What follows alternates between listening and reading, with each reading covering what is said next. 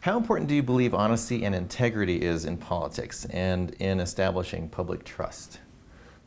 Great questions. I think that honesty and integrity is vital. If you can't trust what your elected officials are saying to you, then we've got a systemic problem. We've got a major problem. And I think that establishing public trust is what we have to focus on every single day.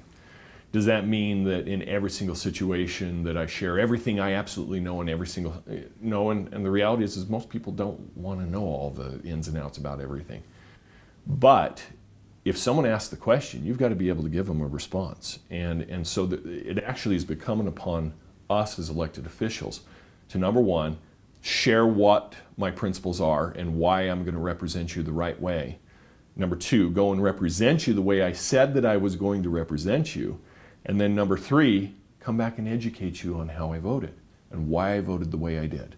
And it's really, really important for those lines of communication to be open, as well as, you know what, you got to answer the tough questions. And if someone has an issue with you, you've got to sit down with them and you've got to say, this is why I voted the way I did. And inevitably, as I've done that in half a dozen to a dozen cases, I've sat down with people saying, yeah, man, you're an idiot. You voted this way on this bill or this issue.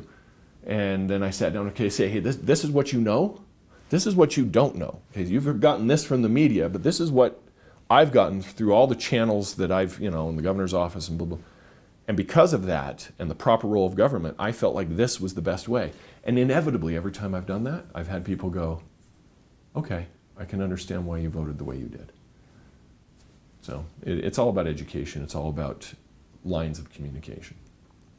Now in politics, honesty and integrity are, to the general public, maybe the general uneducated necessarily, honesty and integrity aren't necessarily words that seem to go well with politics. It is a bit of an oxymoron. Yeah, isn't it? how do you combat that, or how do you reconcile that notion that honesty, integrity in politics is an oxymoron? Well, it is because we've seen it done wrong so many times in so many different situations. And I think it's human nature to not want the things that are unpleasant to be known publicly, especially if you haven't acted the way you said you were going to act. So I think that the way you combat it is you disclose. You disclose and you disclose. And you say, okay, this is where we're at. These are the issues on the table. This is what's behind the scenes. And this is the proper way forward.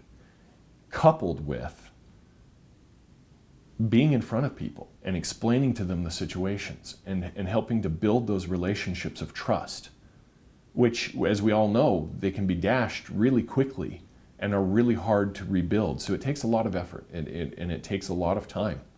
And at times I feel like I've done really well at doing that, and other times I haven't had the time to do it as much as I wish I should have as far as reaching out and educating.